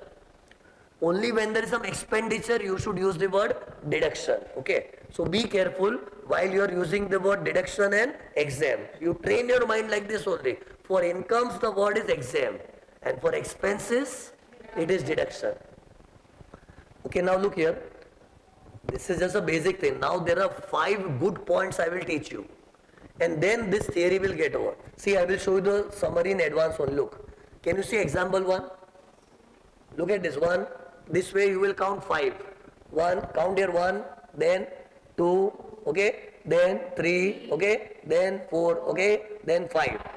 So from my side, 5 good points will come, and these 5 things you have to remember, it will help you in solving the sums. Okay. So see, first point. Try this example. Rent of plant and machinery received 5,000 per month. Expenses on repairs. I am teaching the rule of expenses now. So that's why I have highlighted by red pen. First tell me, what is the rule of rent of plant and machinery? Where was it in D.W. Ramu? D.W. Ramu R. There were 3 R's. First R was rent of other assets other than house. So plant and machinery is not a house. It is other than house. So that was in D.W. Ramu, and that we know it was taxable. Now what we are learning? What to do with the expenditure? So as I said, deduct it. So how to deduct? Look. First, what is the rent amount you got? 5,000 per month. You will multiply by 12. Huh? Why? Because we prepare the statement for a year.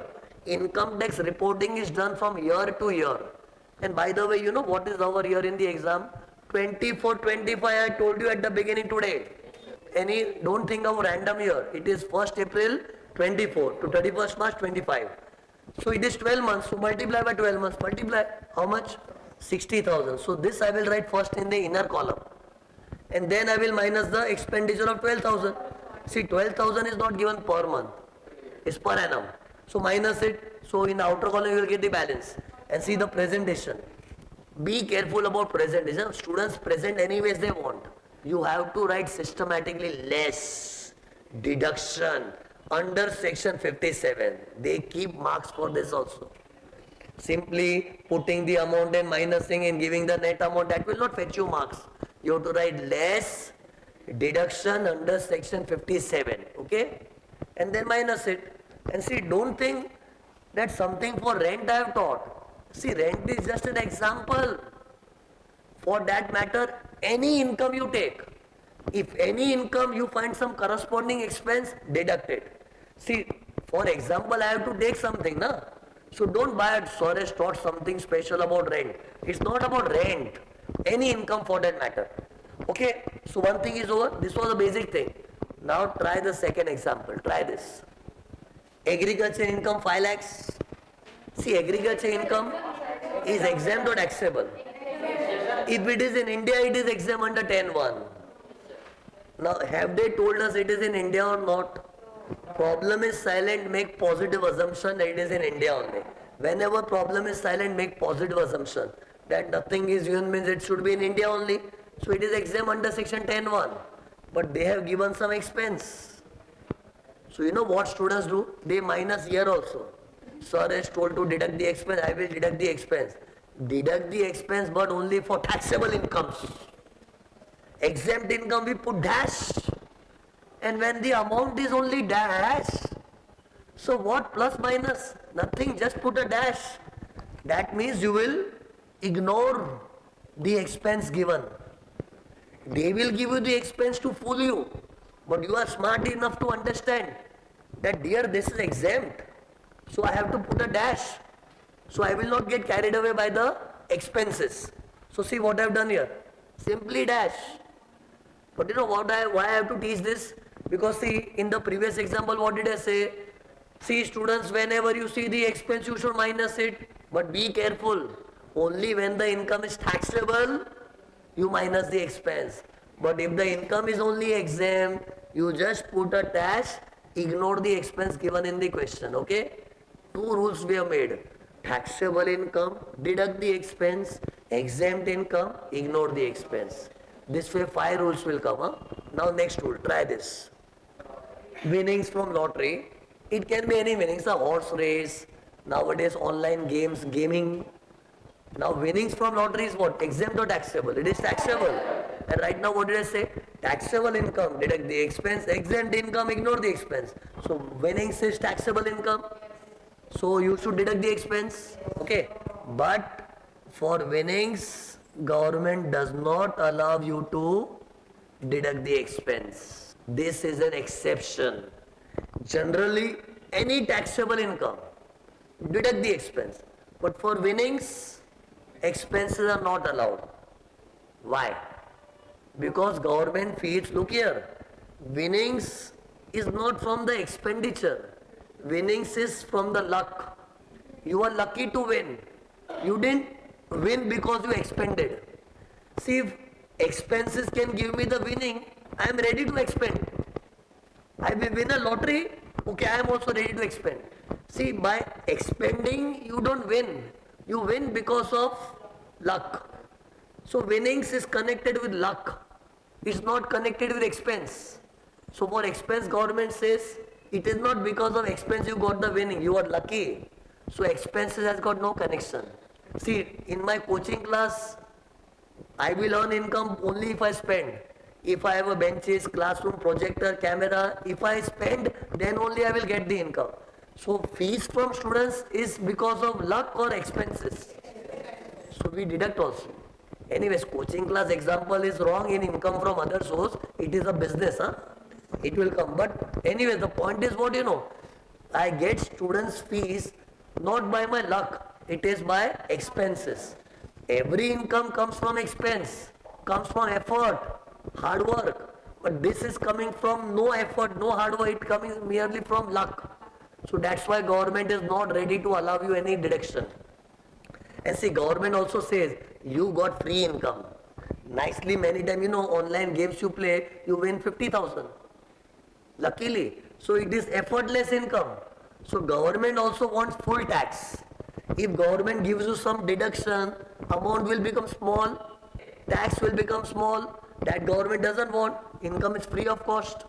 Free of cost means actually you have incurred. See, you have purchased lottery tickets. In gaming also, if you play some games on mobile, you have to do some pay registration charges, etc. Some expenses are there, but government doesn't give importance to those expenses because you are getting effortless without hard work any income. So government wants full tax. So 3 rules we have set. Can you see this third point? Taxable income, deduct the expense. Exempt income, ignore the expense. Winnings also ignore the expense. Although it is taxable, any type of winning, whether it is lottery, horse race, any type of winning, ignore the expense. Then comes 4th point. Look here. See, winnings was an exception. See, last point, don't think winnings was just an winning specific point it was. Now the next point is dividend specific. Tell me, in general, dividend is taxable. So as per general rule, taxable income deduct the expense. So what you should feel? Okay, dividend is taxable, right? So I should minus the given expense. Just read the expense, what expenses are given. See, bank charges is what you know. Normally, when companies give dividend, it goes to my bank account. And bank has to put some efforts to collect the dividend in my bank account. For that, bank charges something. So there is some bank charges. Plus, what is this interest on loan? To invest in shares. I might have taken loan. On that, I pay interest. See, you get dividend from where? From the sky. From company. Only when you invest in the shares. And to invest in shares, sometimes you have done borrowing. So when you do borrowing, you have to pay interest. Feel the word pay. So that becomes expense. So many times you are getting dividend, but to earn dividend, your investment was done from borrowings. And on that borrowings, you paid interest. See, I am talking about expenditure, right? Wait. Expenditure. So interest on loan is also an expenditure. So tell me, normally what student will do, look. Dividend income, let us write in the inner column. Then minus bank charges 1000, interest on loan 26,000. Outer column, how much you get? 73,000. See, this is the way usually you would like to present. Now can you see? Inner column dividend 1 lakh, less deduction under section 57, bank charges and this. You would have done like this only. But in dividend income law says you will not get any deduction, you will get only one deduction, interest on loan. No other deduction allowed. Reason I will tell you. But for dividend income, you are not allowed to minus any expense. Only one thing you can minus, which is interest on loan. Can you see this? Interest on loan. This is the only thing allowed by the government. So see what I will do. Reason I will tell you. Have patience. I will cancel this because government doesn't allow. See, not just bank charges. Nothing is allowed. Only one thing is allowed. Which thing? Interest on loan. So see, interest on loan I am putting a tick mark. Tick mark means that I will consider. And here also there is a limit. See how much interest I am paying? 26,000. But government says maximum 20% of a dividend income. So what is your dividend income? 20% is a fixed rule. Just give me some time, I will explain the logic also. But first calculate 20% of 1 lakh, 20,000. So maximum 20,000 you can minus. Maximum. And maximum is not more than that. If it is less, it's okay. See, limit means what? Not more than that. If it is less, take less only. So what was my limit? 20,000. But our amount is less or big? Big. So 26,000 will have to be curtailed. It will be curtailed to 20,000. So look here. I have written here originally 26,000. See what I am doing? I am making some changes. See 26,000 I have cut. And there I will write what? 20,000. Let me write here. Okay. And then outer column amount will become 80,000. See, I will show you properly what I have done. Look here. So finally what I did, bank charges ignore. Interest on loan, actually it was 26,000, but I restricted to 20,000. How did I get 20,000? 20%. That is the rule. Why the rule is made, I will tell you. But 20% you can minus. But tell me, what if instead of 26,000, this was only 6,000? Then you minus 6 only. See what government says, 20% is a limit. Limit means what? You should not take more than that. If it is less, you take less. You can make a formula also, whichever is less. That formula works, whichever is less. Try, what if this was only 6,000? So 20,000 limit, 6,000 is actual, whichever is less, 6,000. Actually, you don't have to make a formula, conceptually you can do, na? It is just, it should not be more than 20. If it is more, we will take 20 only. But if it is less, we will take less, the actual figure only, okay? But tell me why now? See, this is, I am simply informing the rule. The rule is like this. But then why? See, logic behind this is what you know. Dividend income is the income of rich people. Do you agree? A poor class or a middle class will never have a dividend income. Because for dividend income, you have to invest in shares. And you know, a lower class or a middle class person is afraid of stock market. Why? Because he always thinks If I put my money in stocks, what if my money is lost? You have seen people have come to roads if they lose in stock market, okay? So people sometimes feel stock market is very risky, and that risk appetite only rich people have got. If I am a poor person or a middle class person, what will I do? If little bit extra money I have, I will put it in bank FD so that my money is safe. I will not have the daring of investing in shares. So who invests in shares? Rich people. And rich people have got lot of money. So government says, you rich people, you have got so much money, where will you take the money? Pay tax. Why you want to minus this? By minusing you want to make your income small? Why you want to make small? Why you want to pay less tax? You are already rich, na? See, basically government is getting greedy looking at rich people. See, if a middle class person is there, government will not say, you cannot minus this. A middle class person will fight right. That if I want this much income, I have got so much expense also. I will minus everything. And government has to allow for a middle class or a lower class person. Because they fight for the rights. They will say, if I got this much income, I have got 5-6 expense. So government allows every expense. But dividend is income of a middle class person or rich person. Rich person, for them, money is not a big deal. So that's why government says, rich people, why are you so much cribbing for deduction? We will not give you deduction. Yes, we respect that rich people, they take risk also by borrowing. Tell me, if I am a super rich person, imagine I am a millionaire, billionaire. So people see that he is a millionaire, billionaire, he is getting so much dividend. But I take risk also. I take big loans from banks. Why? To invest in stocks. So if government can see a rich people is having dividend, government should also respect that rich people is taking so much risk also by borrowing. So your borrowings are respected. See, on one hand, government is putting an eye on rich people by taxing them. But on the other hand, government has to respect that rich people also have their risks. What risks? That to invest crores in stock market, they have taken loan. So respect that loan. Respect that loan means on that borrowing I have to pay interest also. You can see my dividend income. Can't you see? So much of borrowing I have done. On that I have to pay interest. So that government is respecting. But that also up to a limit. Why? Because government doesn't want to give more deduction. Our target is what to take maximum tax from rich people. Okay. See, if this would have been an income of a middleman, government cannot do, people will start revolting. Why bank charges? Why not minus? And a middle class person will fight even for 1,000 rupees. Although my bank charges was just 1,000, I want to minus. See why people fight to minus? Because when you get to minus, your income becomes shorter.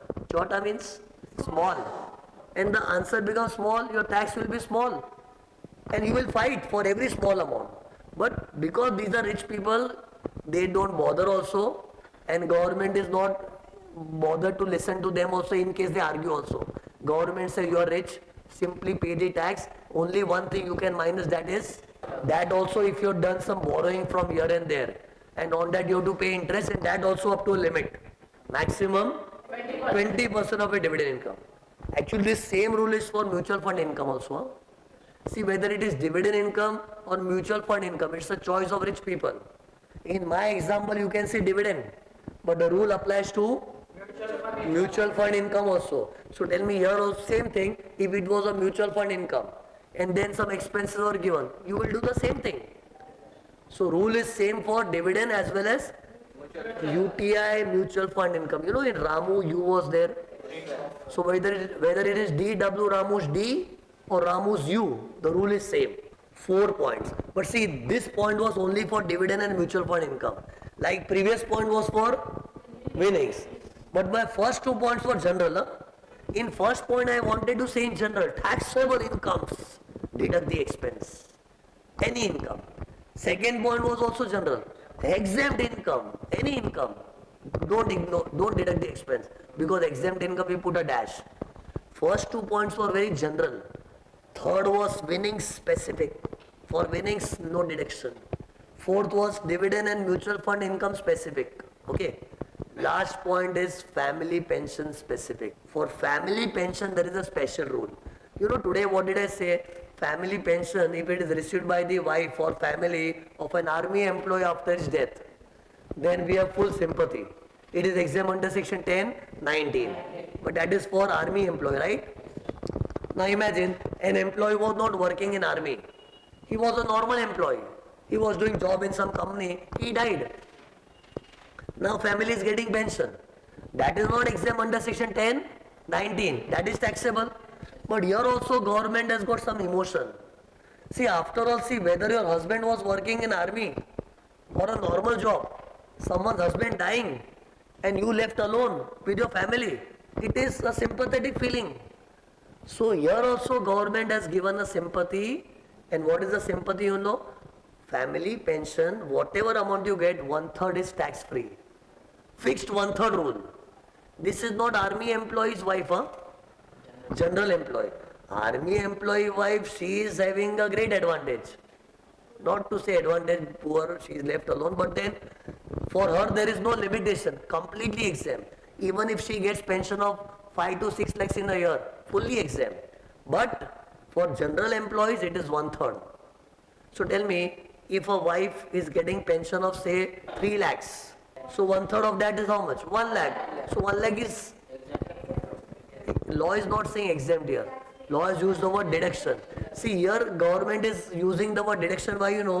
Considering that if the wife is left alone, although she is getting pension, she has to incur a lot of expenses. Considering her expenses and the burden to manage children, it is considering some expense, government has fixed 1/3 rule. That's why here don't say the word exempt. I will use the word deduction. 1/3 will be deducted. Why the word deduction? Because government is thinking that poor wife has to manage the children. Although she is getting pension of her husband's death, but she has to manage children and so many expenses are there. So considering that burden of the family, they are using the word deduction. But how much? 1/3. So what was my example? 3 lakhs. So 1/3 means 1 lakh. But here maximum 15,000 only will be deducted. See, government, they are very miser. You know what? On one hand they are saying, oh, 1/3 will be freed from tax, 1/3. But next moment government realize 1/3 can become a big amount sometimes. Especially a wife is getting 30 lakhs. 30 lakhs pension. Usually not, doesn't happen. But imagine, just for example's sake, if wife is getting 30 lakhs, so 1/3 will become 10 lakhs. No, that much exemption we cannot give. Maximum 15,000. Means government has got two things in mind. One thing is 1/3. Other thing is 15,000. And when government has got two things, which thing to follow? Whichever is less. So either 1/3 or 15,000, whichever is less. In other words, you know, government is not ready to give deduction of more than 15,000. So here students argue, why less this much only? So see, instead of cribbing, why only 15,000? Be grateful that government is at least having a soft corner for that wife. Otherwise government could have become arrogant also. Your husband has died, it's your husband, what to do? You are getting pension, you pay tax. Government could have behaved rude also, but at least government has shown some soft corner. Now if government is giving 15,000, respect that. And see, government cannot make everything tax free, no? I want to help someone, but I should have my capacity. So government's capacity is only 15,000. Like see, there is one poor child. I feel like giving him 20 lakhs to him. But my budget is only 10 rupees. In my pocket only some money, so I will give 10. I feel like helping. Like government also feels that wife should be totally freed from tax. But then government has its budget. They have their limitation. So their limit is maximum 15,000. So instead of crying that why only 15, respect. At least government had some soft corner for that wife. But see, 15,000 or 1/3, both the amounts you have to check. Huh? Okay, tell me, in the question they give, wife is getting 30,000 pension only. For the whole year, 30,000. So now 30,000, 1/3 you find. Then 10,000 only minus. 15,000 or 1/3, whichever is lower. Use this formula in 30,000 example. 30,000, 1/3 comes to 10,000. Another amount 15,000. The lower one is 10,000. Okay, now try. Wife is getting 60,000. So 60,000, 1/3 is 20. but compare with 15. Lower will be 15. In short, make a formula either 1/3 or 15,000, whichever is lower. See how I presented. In my example here it is how much? 60,000. So calculate what will be the answer. First I will write 60,000 in the inner column. Then notice what I have written. Deduction under section 57. How I written? 1/3. See, 1/3 is a fixed rule. Are you by heading or not? 1/3, 1/3, 1/3. Or 15,000, 15,000, 15,000. The lower of the two. So 1/3 is 20,000. 15,000 is a fixed amount. Lower of the two, 15. That you minus outer column 45,000. You know, we call this a standard deduction. Standard means government has standardized the rule across the country. Across the whole country, every such wife who gets pension after the death of husband will get a fixed deduction of 1/3. And when government standardizes the rule for the whole country, it is called standard deduction. Say standard deduction. You should have the habit of calling this as standard deduction only. Okay. You don't have to write here standard. Even if you write it's okay. Just write deduction. But in your mind, it should be standard deduction.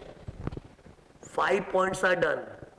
Theory is getting over. So there are 5 points you have to remember. Tell me what are the 5 points.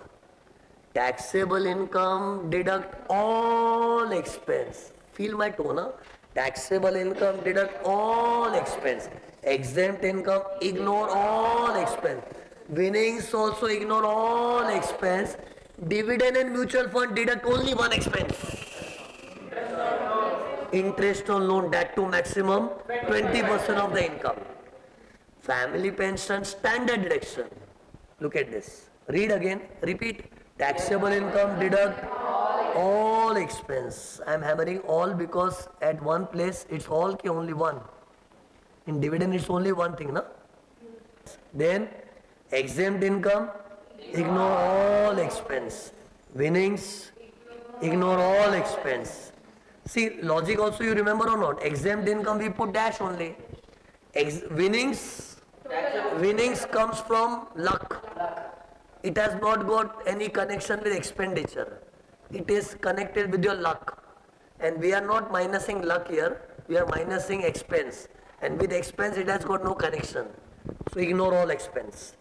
Then dividend and units income, deduct only one expense here, only one. And that is interest on loan. Okay. Then that also maximum 20% of dividend income. Okay. Family pension, standard deduction. 1/3 or 15,000, whichever is lower. Okay. So this is the theory of deduction. Okay. Now see here. I want you to retain this with you for a long term till you pass, means May only. So that's why I am writing the notes also very neatly. You will find all my notes. And now what is your work, you know? These notes you have to jot down in your book.